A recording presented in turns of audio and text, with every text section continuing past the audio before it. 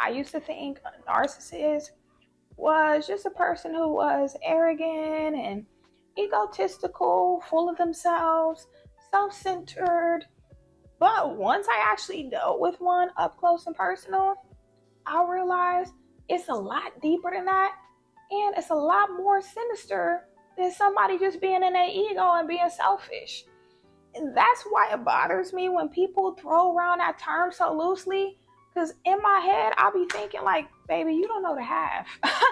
Until you went through that type of mental gymnastics, you really don't know the half. Because anybody who's truly dealt with a narcissist, you understand you're not dealing with a real person. You're not dealing with a normal person. It's almost like they are a character. It's almost like I said, I'm not trying to be disrespectful, but it's almost like they're not even a real person. It's like, do you have a heart in there? Do you truly have like a soul? Like, because I'm not going to lie. I believe people who have narcissism, they have a demonic spirit over them. I truly, firmly believe that because I've seen it with my own eyes. I've seen the look on that person's face. I've seen that look in their eye where it's like, you're not even there. It's something else that's taken over you. And that's a really scary thing to witness. A lot of people don't realize narcissism is a mental disorder. Narcissistic personality disorder is a mental disorder. But the thing that's so tricky about it is, a lot of times, it's hard to get a narcissist to realize they're a narcissist. And if they do, they will never admit that out loud. They will never admit that out loud. So it's like, even if a narcissist does agree to go to therapy, they might be manipulating and tricking the therapist into thinking they're such a great person and they're a victim and people misunderstand them. And that's why it's one of the most complex mental disorders to treat. I believe all things are possible through God, so I'm not going to say a narcissist will never change. But I'm going to be honest to say, I've never seen it and I've never heard about it. I've never seen it and heard about it. Not to say it's impossible, but I'm going to just say it's very, very difficult. Because that person has to want to change. That person has to realize they need to change. And a lot of times, narcissists don't. In most cases, narcissists are not born, they're created, usually as a result of childhood trauma. That's why it's so tricky, because on one hand, you have empathy for the fact that they became this way because of trauma. But on the other hand, you can't have too much empathy, because you got to have some empathy for yourself and everything this person's put you through. Or if you're currently still dealing with that person, everything that they're putting you through right now. Before I get into all the ways that they quietly manipulate and mold you, I first want to describe their personality and character traits. Narcissists are usually very charismatic, very charming, very good with words, and they come off very confident. But beneath that is a lot of insecurity. They have a very false confidence, and they're such good actors that you will really believe that they're confident, they have high self-esteem, they love themselves, but it's actually the complete opposite. And everything I'm about to say in this video is no emotion behind it. It's no bitterness, it's no resentment, it's strictly wisdom. I'm strictly going to be sharing the wisdom I've acquired from my own personal experience with a narcissist. Number one, they will first shower you with attention, praise, and affection, almost to the point where you will be questioning, like, why does this person feel so strongly about me when I haven't even given them much to feel strong about? You literally just met me. Why are you calling me your wife when I really haven't said much or done much to make you feel like I'm your wife? That's a red flag. They will also move very fast. I'm not going to lie, I used to move fast. So I was taken back by the fact that this person was moving even faster than me. And I don't want to make it seem like any man who calls you his wife on the first date is automatically a narcissist. But you have to ask yourself, Does this feel right? Him calling me his wife. Does this feel right? Do I feel the same way that he feels about me? Or am I just flattered by the fact that he's calling me his wife? Because I'm going to be honest. It fed my ego hearing this person call me his wife on the first date. But I'm going to be honest. It didn't sit right with my spirit. I was kind of like, I haven't really given you much to feel that way. Number two, they will give you a sob story about how everybody from their past betrayed them. Anytime they tell you a story from their past, they will always be the victim. And even if they do say things like, I'm not perfect, I've made mistakes, they will never specifically say what those mistakes were. And if they do, they will make it seem like it was just a reaction to something somebody else did to them. Number three, they will present themselves as upstanding people, and they will convince you that they're loyal and faithful and honest. And they'll constantly tell you they take accountability for their actions, but they never really do. And like I said, because they're so good with their words, you will believe them. Number four, they will want to take up all of your time. They will get jealous if you spend time with other people, even if it's your family.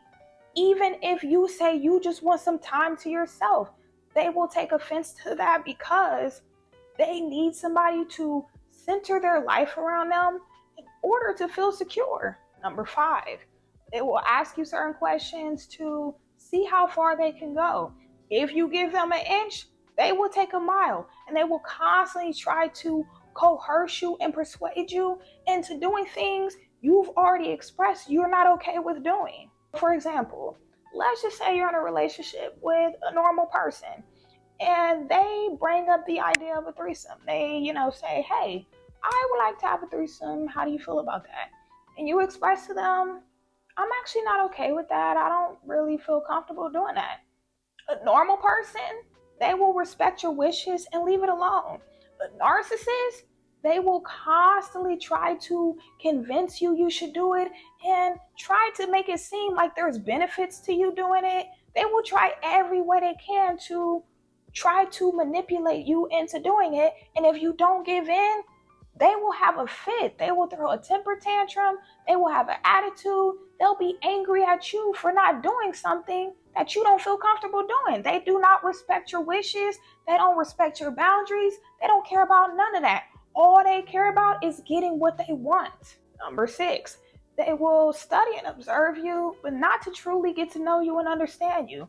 They study and observe you so they can find out your triggers and weaknesses, so they can use them to their advantage. If you confide in them, they will use that against you later on. Everything is a game to them. Everything is about being superior. Everything is a game of mental gymnastics when you're dealing with a narcissist. Number seven, this is a really big one. They will play on your empathy. They know exactly how to pull on your heartstrings. And a lot of times, people who get caught up with narcissists are people who are empaths, people who are very empathetic. And if they sense that you're pulling away, if they sense that you are trying or planning to leave them, they will guilt trip you, and they might even threaten suicide. And they might even try to convince you that they're an empath, but in reality, they can't and won't ever put themselves in your shoes because to them, you're just an emotional punching bag. They don't view you as a human with feelings. You are just a robot that's there to serve them. Number eight, they will gaslight the hell out of you. They will accuse you of doing things they've done or that they're secretly doing to take the attention off them and to make you feel like you have to prove yourself to them when they know damn well you're not doing anything. They might even accuse you of being a narcissist, and they might even accuse you of gaslighting them because, like I said, they want to take the attention off of themselves and what they're doing to make you question reality and make you question if you're the crazy one, make you question if you're the problem, when they know damn well you're not. They know exactly what they're doing. They're very manipulative. They're very strategic. This person was constantly accusing me of gaslighting them, and I was genuinely confused. I was sitting there like, what does that even mean? And I'm like, how am I gaslighting you when I'm just sitting here being quiet because I really don't understand what's going on, and I wish there was somebody else here to witness this, because I'm really sitting here like, am I missing something? Like, do I have a secret like side dude I don't know about? Like, I'm genuinely confused, and that's exactly what they want you to be, is confused. They will always accuse you of not giving enough because they want you to try to prove yourself and give them even more than what you've already been giving. Meanwhile, they give you the bare minimum and they want praise for it. Number 9, they will belittle you and say things that imply that they're above you. They will say things like, you'll never find somebody as good as me. You'll never find somebody as special as me.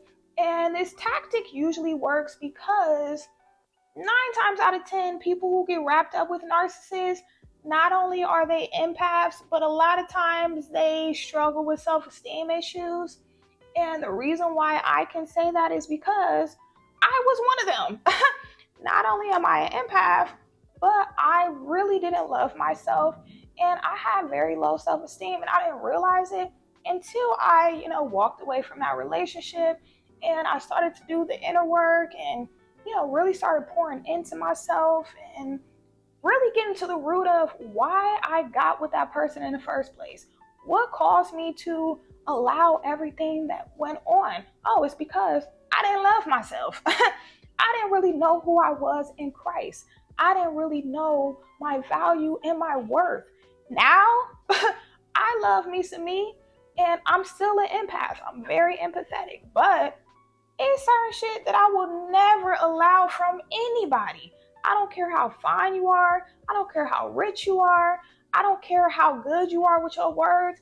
I can see through all that. And that's because now I truly know God. I really have a very close relationship with God, and I know who I am. And last but not least, number 10, after they belittle you and degrade you and have these crazy episodes, they will be very apologetic. They will be very remorseful, and they will do sweet little things to try to make up for it. But it's not long before they go back to being the same way. And that's how they keep you hooked. And so that's all I have for you guys today. If this video was helpful, make sure you like it. And if there's anything I left out, feel free to put that in the comments. And if you want to hear more from me, consider subscribing. And hopefully I will see you guys soon. Adios. Bye.